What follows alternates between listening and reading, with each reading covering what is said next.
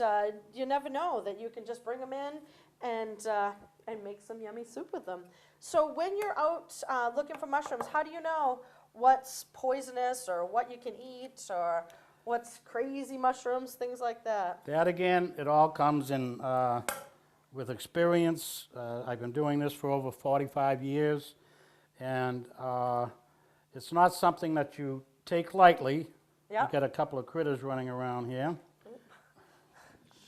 Gotta be careful there.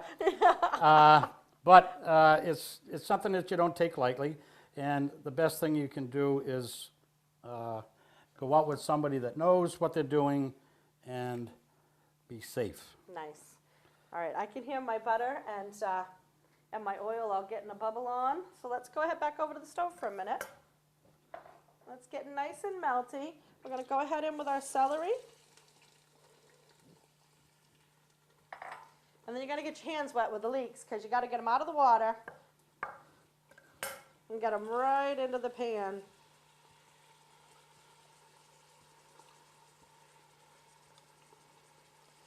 They just give off such a nice flavor to base the soup out of.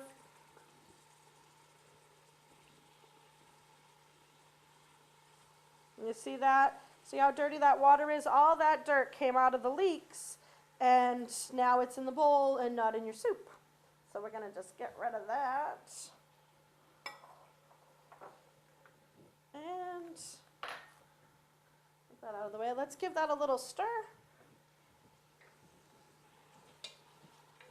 And then, as always, when you put veg in the bottom of your pan with your aromatics, you always want to get your salt and pepper in there. Your salt's going to help extract some of the moisture out of your celery and your leeks and let things start to put a caramelization on.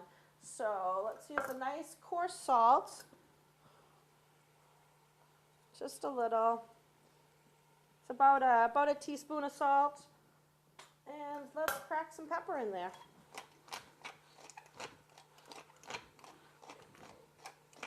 That's a really fine green pepper.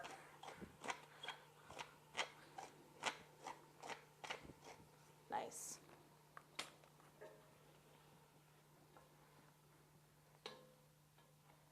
Let those, turn that up a little bit. We're going to let those go ahead and go. And the next thing I'm going to add to the soup is going to be some fresh thyme.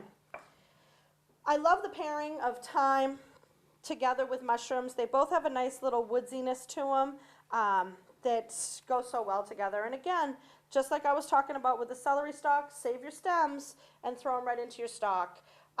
These are the kind of things that are really going to add some good richness to a stock.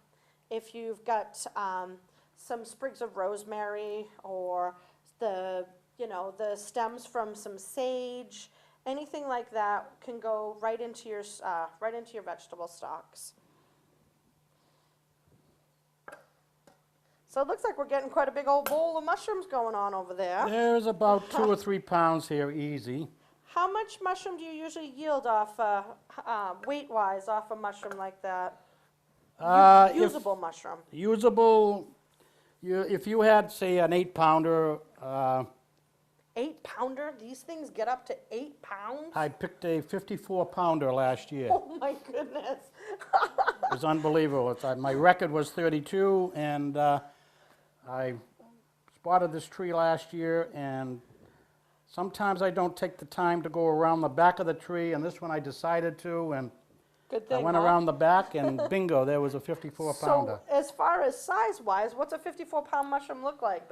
I have a picture of me carrying it, and it was about this big. That's unbelievable. The size of a small child.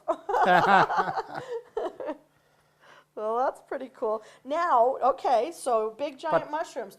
Is the flavor different when they get bigger, or are they sweeter like when you're eating a lobster? The little ones are sweeter and the big ones get a little tougher? I always said that the lobsters are the same. I've caught big lobsters and small lobsters when I was diving, 1/4 pounders and 15 pounders, and I cooked them and never had a problem. They were exactly the same. Mushrooms are the same as long as they're not overripe. Okay. All right, so I think that's about enough time. I'm gonna still give it a little rough chop. We got a little top in there. Just mill through it. Make sure you got a good choke on your knife. When I say that, I mean make sure you're holding your knife nice and high on the knife so you get a good balance from it. It gives you a little better control when you're using your knife, and we're just milling through it back and forth just to make sure we don't have any big pieces. And that looks beautiful. Let's get it in our little dish here.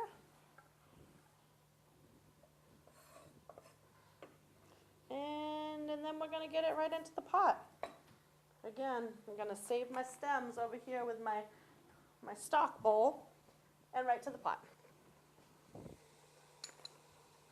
Some nice thyme in there. Look at the color on this. The leeks and the celery are both starting to get really bright and vibrant. As soon as we get a little more caramelization on this, we're going to go ahead and throw some mushrooms in here, and then we'll deglaze. Today we're going to deglaze with sherry.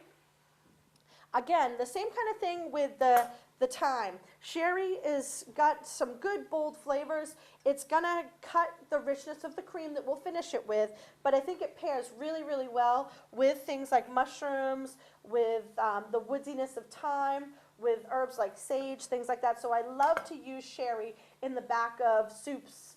I use it when I'm doing a cream sauce. I use it when I'm doing anything that's really earthy. So that's what we're going to use today. And we're getting close. You almost ready with some mushrooms for me? I am right about there.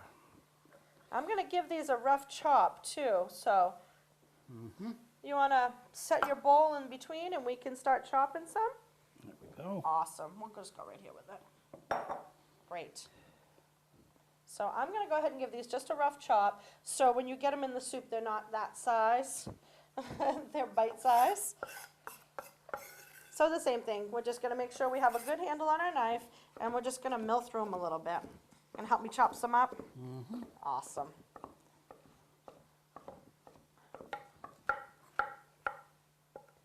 We still want them recognizable, but again, small enough to fit on your spoon, bite size.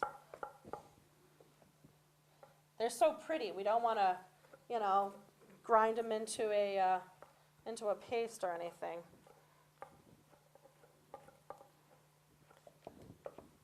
I think most people think when they're getting a mushroom soup, they're just getting regular old, like, button mushrooms you get at the grocery store. That's right. Not today, huh? This has got the greatest flavor. It's awesome. So these are considered a select, right? Well, in some of the books that I have, they're called so-so mushrooms. Others, absolutely delicious. That's why I have numerous books, because one person will say one thing, another person will say another. It's just like a reporter for a paper. They have their own ideas, and it's good to check and one book against the other, and then you do your own comparison, you know? Yeah. But I consider this one of the best, Well, without a doubt. I like that. All right. So just a little bit more. Go ahead and throw your cut ones right back in that bowl for me, if you would. Okay. And then I'm going to take them over to the stove as soon as we get them all loaded up. Yeah. That's a good lot of mushrooms out of that. And we didn't even use the whole thing. No, there's plenty more here to Look at pick at. that. Let's get those right in that bowl.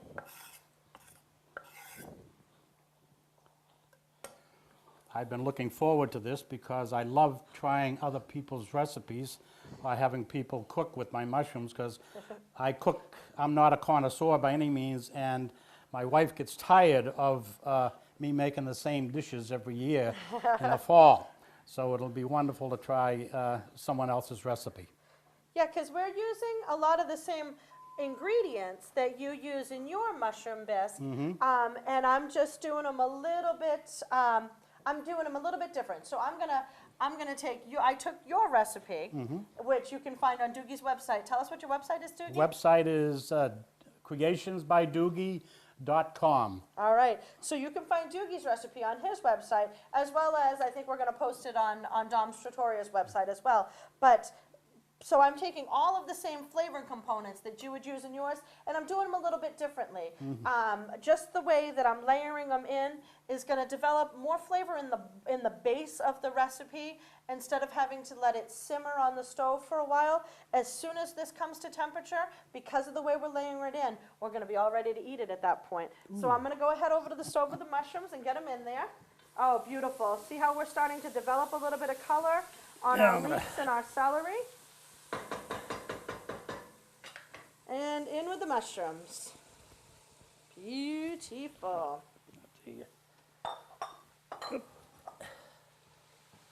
Get a little stir on. And at this point, because the mushrooms are so porous, they're going to absorb a lot of the liquid that's in the bottom of the pot. I'm going to throw 2 more pads of butter in there. So in total, in the recipe, we're going to end up with 4 tablespoons of butter. Just to make sure things stay nice and moist. See that? Wonderful. Getting some nice flavors. You smell that? Ah, nice. And I'm not going to add any more salt at this point, again, because we want the mushrooms to hold some texture. And when you salt mushrooms, they're going to get, I don't want to say soggy, but yeah, they'll get a little bit soggy instead of developing that nice golden caramelization that we're going to get out of this. So, give this a couple more times around in the pot. And then we're going to get ready to deglaze. Angela, I think you'll enjoy cooking with these every year from now on. It's just something to look forward to in the fall.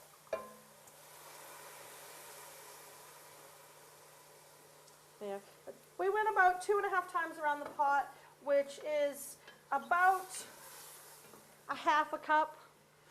2 times around the pot is about a half a cup, so. And now we're going to let those do their thing for a minute, and we're going to watch how this is going to come up with some really beautiful, beautiful flavor, and you'll watch it just kind of bubble around the edges and get a little bit creamy from the butter and the thyme doing their thing. Doogie, can you give me a couple more ideas about what, while we're waiting for that to go, what else we can do with the mushrooms? What other kind of things do you like to do? The hen of the woods here, I'll show you one thing that I like to do is just take a cut like this.